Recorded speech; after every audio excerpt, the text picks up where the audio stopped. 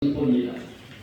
부활은 보수신앙의 핵심 유력이라는 말씀을 본회 대표회장 박영호 목사님께서 말씀 전해 주시겠습니다.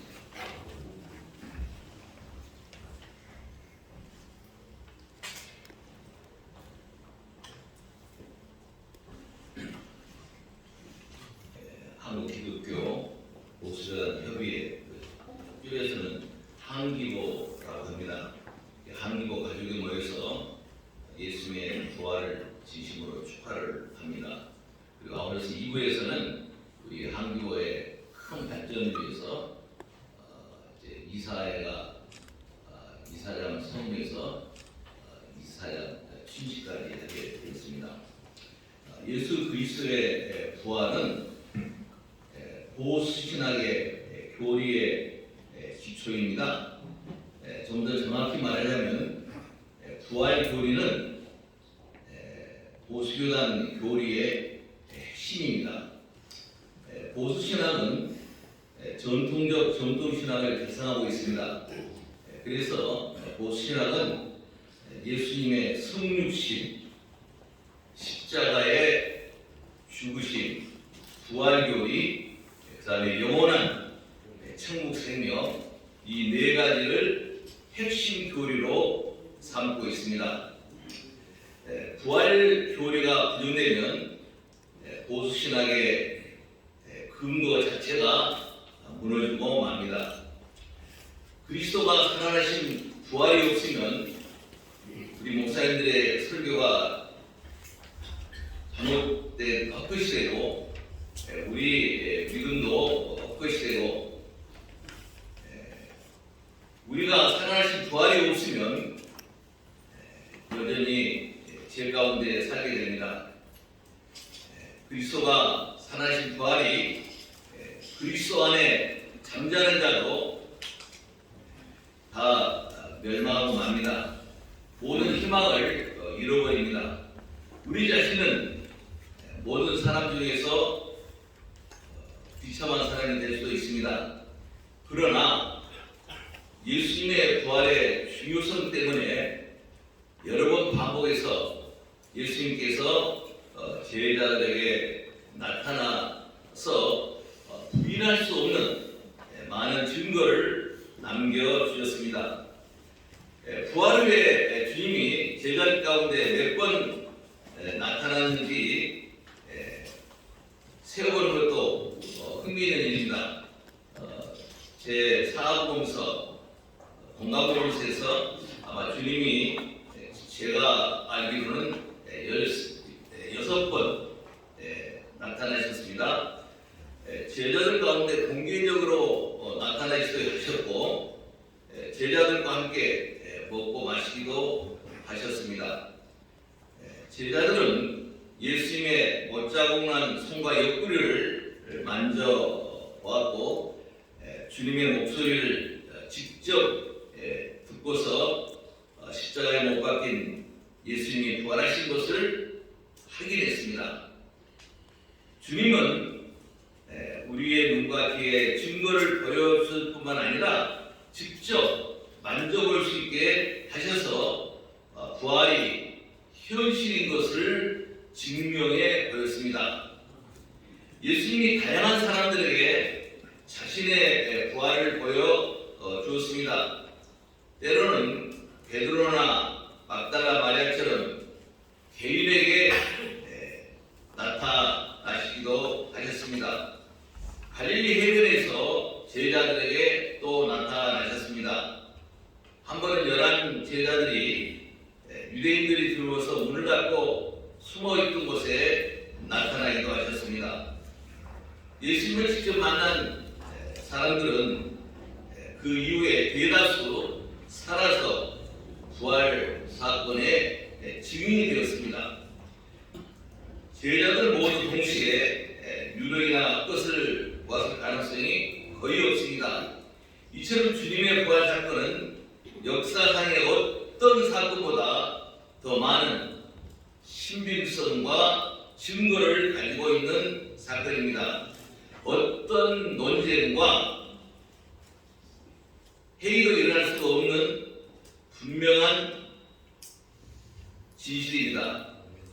이것은 의도적으로 그렇게 계획된 것입니다. 왜냐하면 부활 교리는 보수신학 전체 체제의 핵심이기 때문입니다.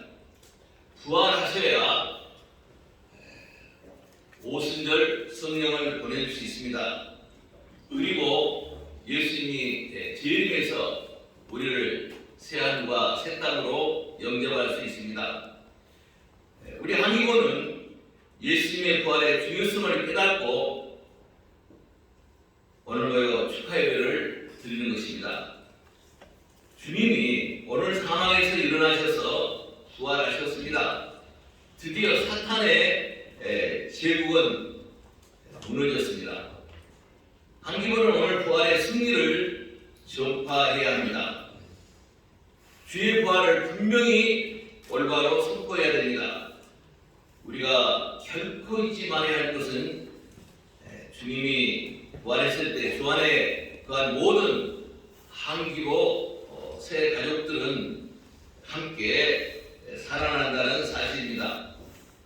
부활이 우리에게 주는 또 다른 중요한 의미는 예수 그리스도가 우리의 머리가 되시고 우리는 그의 몸이 됨으로써 나타나는 성도와 그리스도와의 연합과 관련이 됩니다. 우리가 주님 안에서 가기 때문에 주님이 하신 모든 일에 우리도 참여합니다. 우리는 주님과 함께 할례를 받았고 죽어서 장사되었다가 주님과 함께 영광스러운 부활에 참여한 것입니다. 우리는 결코 주님과 분리할 수 없고 죽음에서 살아나셨을 때 우리도 살아난 것입니다. 그래서 우리 한기고 가족은 주님이 무덤을 박차고 나왔을 때 함께 죽음에서 일어난 것입니다. 주님이 무덤이라는 감옥을 박차고 나온 것은 주님께서 우리의 죄에 대한 특별을 다 면제시켜버렸다는 것을 선언하는 것입니다. 주님은 죄에 대하여 단번에 죽으심으로 말미암아 우리 죄의 행보를 온전히 대속해 주셨습니다. 더 이상 무덤이라는 감옥에 성도는 머무를 필요가 없습니다. 주님은 우리를 대표해서 우리 형벌을 담당하시고 돌아가심으로 우리의 죄값을 다 지불하셨습니다. 그러므로 주님이 무덤에서 나왔을 때 우리도 죄의 형벌이 다 해방된 것입니다. 대속의 주님을 통해서 우리의 죄값이 다 치러진 것입니다. 우리는 주님과 함께 무덤에서 누웠고 그와 함께 죽었습니다. 그러므로 이제 이 세상 죄의 저주 아래 있는 것이 아닙니다. 만일 우리가 그리스도와 함께 죽었으면 또한 그와 함께 살 줄을 믿노니 이는 그리스도께서 죽은 자 가운데서 살아나셨으며 다시 죽지 아니하고 사망이 다시 그를 주장하지 못할 줄을 알미로라. 그가 죽으심은 죄에 대하여 단번에 죽으시며 그가 살아계심은 하나님께 대하여 살아계심이니라. 우리 성도는 영적 의미에서 살아났습니다. 우리가 그리스도를 믿음으로 영접할 때 새로운 영적 생명이 태어난 것입니다. 성경에는 그는 허물과 죄로 죽었던 너희를 살리셨다고 합니다. 부활의 축복은 우리 구주 예수님이 다시 재림하실 때 누리게 될 것입니다. 그때는 모든 잠자는 육체가 일어나게 될 것입니다. 주님은 우리의 영혼의 부활뿐만 아니라 우리 육체의 부활까지 이루어 주실 것입니다. 마른 뼈들은 우리 육체가 부활할 때 함께 일어납니다. 우리는 부활체의 영체가 됩니다. 주님이 높이 승천하시며 우리의 갈 길을 보여주셨습니다. 주님이 계신 곳까지 우리 성도님들은 날아오를 것입니다. 부활의 위대한 날에 우리 한기복 가족은 분명히 부활하고 승리를 맛볼 것입니다. 부활이 온전히 이루어질 때 우리는 주님 안에서 전 인간이 전인격이 구속하여 살아날 것을 보게 될 것입니다. 아담 안에서 모든 사람이 죽은 것 같이 그리스도 안에서 모든 사람이 삶을 얻으리라고 하셨습니다. 오늘 본문에 그리스도께서 함께 살아남을 받았으면 영적 살리심에 대해서 말하고 있습니다. 살리심을 받았으면으로 가정법으로 되어 있는데요. 이것은 살리심을 받았다는 것을 의심하거나 불확실하다는 것이 아닙니다. 본문을 보면 받았으므로 이렇게 이해하는 것이 더 나은 해석이 됩니다. 그리스도를 믿는 자는 누구나 그리스도와 함께 영적으로 살리심을 받은 천국 백성입니다. 우리의 영적 주소는 하늘나라에 있습니다. 오늘 이 진리를 우리는 깊이 깨닫기를 원합니다. 이제 우리는 죄와 허물로 죽었던 자들입니다.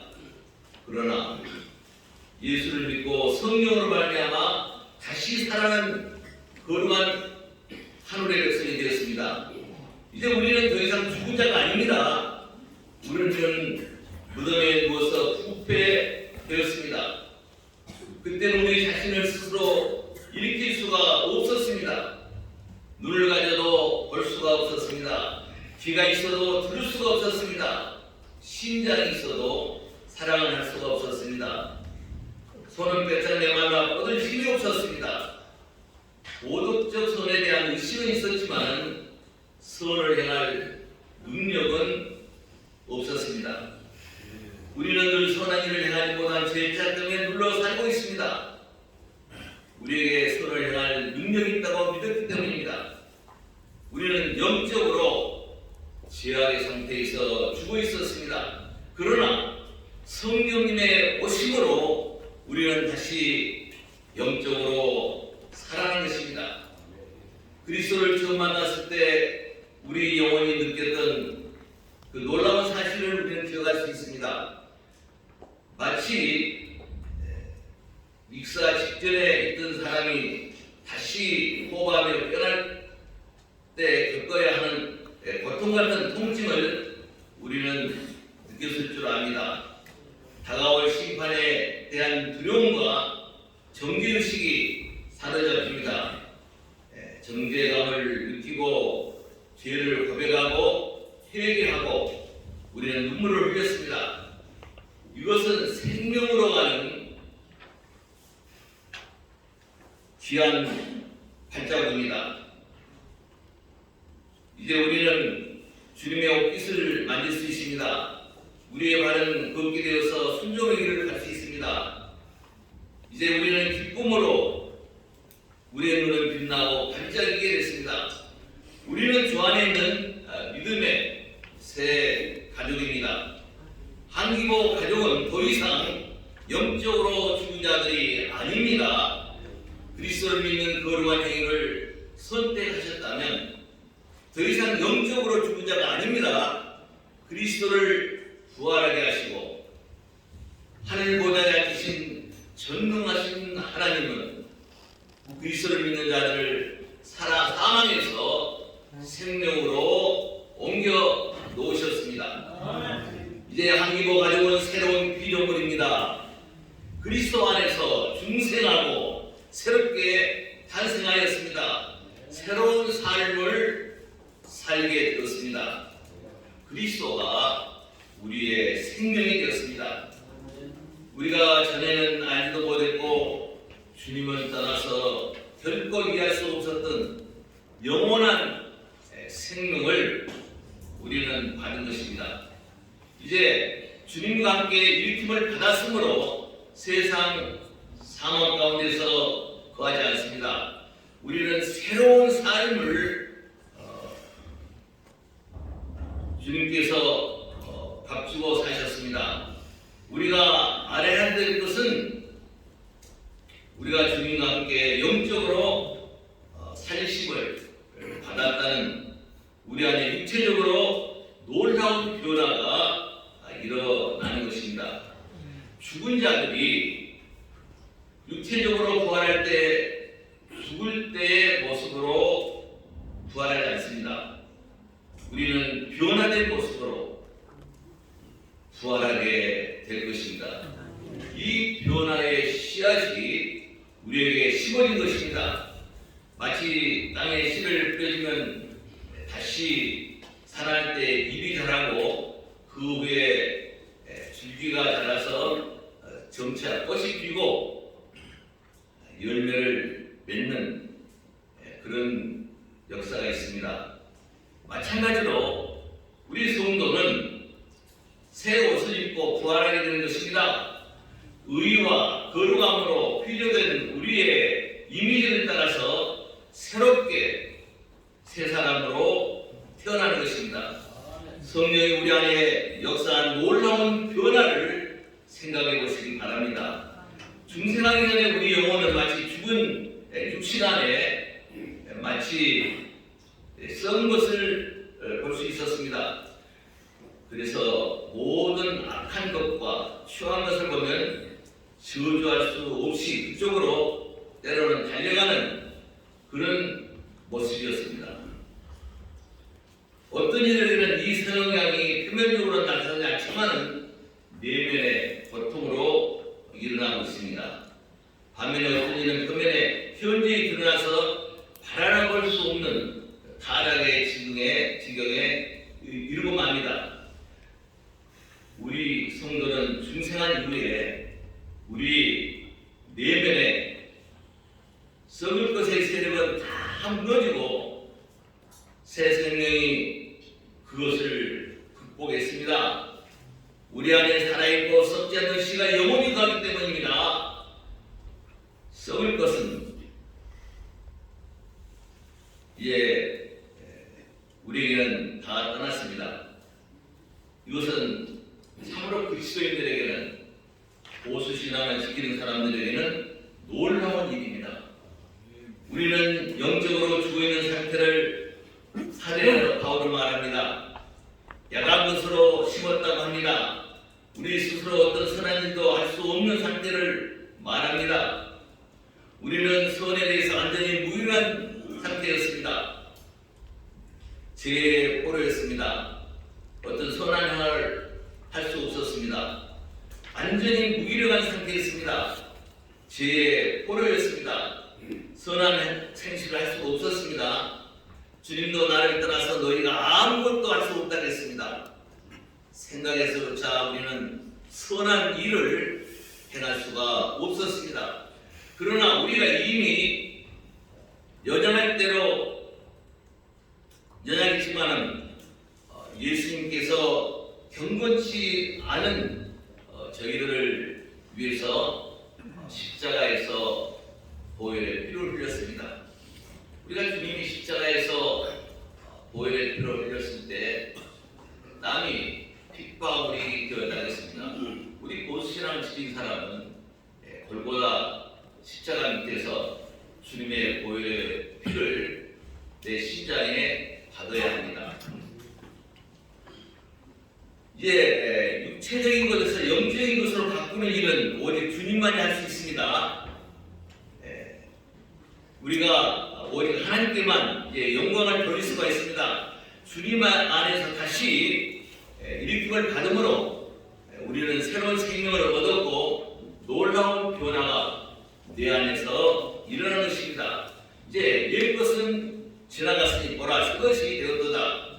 새 생명을 얻고 변화된 우리 삶이 일어난 이후에는 우리는 세상과 죄에 대해서 상관없는 구원받은 자가 된 것입니다.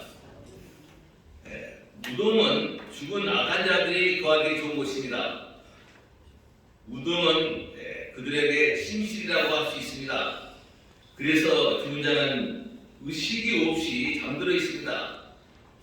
그러나 죽은 자가 살아나는 순간에 아무리 심한 곳이라도 지옥 묘지에 머무르는 사람은 없을 것입니다. 그것은 음침한 방이요 두려운 동물이며 견딜 수 없는 지옥 감방입니다. 빨리 떠나고 싶은 곳입니다. 저와 여러분이 육적인 사람이고 이제 영적 생명을 소유하지 못할 때는 이 세상의 것들이 우리를 만족시켰습니다. 그러나 새 생명을 얻은 지금은 전혀 다릅니다. 육체적일 때는 의식적 종교 의식이 우리를 만족시킬 수 있었습니다. 죽은 영혼에는 죽은 의식이 맞는 것입니다.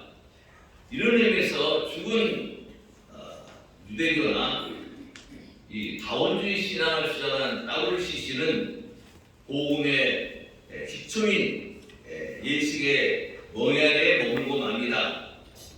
그들에게는 향연이 중요합니다. 죽은 자들에게는 이런 호화로운 예식이 자신의 방을 채울 수 있습니다. 그러나 영원한 생명이 임한 우리 한기도 세가족은 이 모든 의식적인 것을 던져버리고 낡고 의식의 옷을 찢어버리고 이제 생명의 삶에 맞는 옷을 새 옷을 구입해 입는 것입니다. 부활이 임하면 우리는 무덤에 흙을 던져버립니다. 비석과 비문이 자기 위에 있다면 그것을 부숴버릴 수 있습니다. 어떤 영혼들은 자기의 자랑의 비문에 눌려 있습니다. 마치 부유한 자의 무덤 주변에 대리석으로 지은 사당이 누르고 있습니다. 생명을 얻은 우리 가족은 이 모든 것을 떨쳐버립니다. 육신의 공로들은 더 이상 우리에게 무미합니다. 믿음으로 사는 우리 한국 가족은 거칠을 견딜 수 없습니다. 믿음으로 사는 것 이외에는 무엇이든지 죽음과 같습니다. 우리는 과거에 머무는 삶에서 벗어나야만 합니다. 무덤이 더 이상 우리 새 가족이 머물 자리가 아닙니다. 은혜로 새 생명을 얻은 자에게는 죄와 자존심, 육신적 욕심은 모두가 사망과 같은 것입니다. 여기에 더 머물 수 없고 우리는 벗어나야 합니다. 죄와 사망에서 벗어나 새로운 생명을 얻은 우리 성도들은 지옥에 더 이상 머물러 살 수가 없습니다. 우리는 영적 의미에서 예수님의 부활로 사망에서 우리도 일으킴을 받은 자들입니다. 일으킴을 받은 우리는 모든 영역에서 완전히 일으킴을 받은 것입니다. 우리는 영과 혼과 육이 완전히 새로운 모습으로 변화됩니다. 물론 아직은 부족합니다. 온전한 영적 생명을 우리가 얻은 것은 아닙니다. 내면적으로 우리의 영적 문은 멀었고 귀는 이제 깨어날 것입니다. 손발은 영적 사역을 위해 활발히 움직일 수 있습니다. 아직은 미숙하더라도 더 성숙해야 합니다. 무엇보다도 우리가 살아난 이후에는 결코 다시 죽을 일이 없습니다. 영적 생명을 얻은 후에는 은혜를 입고 다시 죽을 수 없습니다. 우리는 손에 있는 성경을 통해서 확증을 할 수가 있습니다. 그리스도께서 죽은 자 가운데서 살아나셨으며 다시 죽지 아니하시고 사망이 다시 그를 주장하면 못할 줄을 안미로라 로마서 6장 9절에 있는 말씀입니다. 그리스도의 생명을 받은 우리 한기보 가족은 결코 다시 죽지 않습니다. 나를 믿는 자는 죽어도 살겠고 무릇 살아서 나를 믿는 자는 영원히 죽지 아니하리라.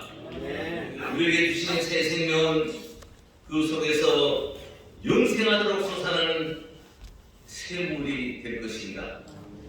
내가 그들에게 영생을 주노니 영원히 멸망하지 아니할 것이요 또 그들은 내 손에서 빼앗을 자가 없느니라고 하였습니다. 우리가 새 생명을 얻은 그날은 영적 사망과 죄 아래 묶여있던 무덤에서 영원히 구별합니다. 작별합니다. 죄와 허물을 향한 향육이여 이제 우리는 영원히 너와 이별을 구하노라. 썩고 부패한 세상이여 이제 영원한 이별을 구하노라. 그리스도께서 우리를 살리셨도다. 우리에게 영생을 주셨도다. 우리는 신실한 천국 백성입니다. 사도 바울은 우리가 받은 새 생명을 위의 것을 바라보라고 공고합니다. 우리의 행위가 새 생명에 합당한 삶을 살아야 할 것을 간곡히 부탁합니다. 우리는 사망에 있는 묘실을 떠나야 합니다. 우리가 살리심을 입었으면 우리가 우선 해야 될 것은 사망의 자리를 떠나는 것입니다. 한기보 가족은 외면적인 종교행위를 떠나야 합니다. 우리는 오직 신령과 진정으로 참 예배를 드려야 됩니다. 의식적인 거룩, 의식적인 위장된 가정은 종교 행위와는 끝장을 내야 합니다. 죽은 행위는 죽은 자들이 해야 합니다. 그런 일에서 우리 보수교단은 아무 관련이 없습니다. 종교식 제의 절차를 주님이 제정한 것이 아니면 우리는 단절해야 합니다. 우상을 단절해야 됩니다. 한기보 목회자는 오직 십자가에 달리신 그리스도 외에는 아무것도 하지 않기로 작정을 해야 합니다.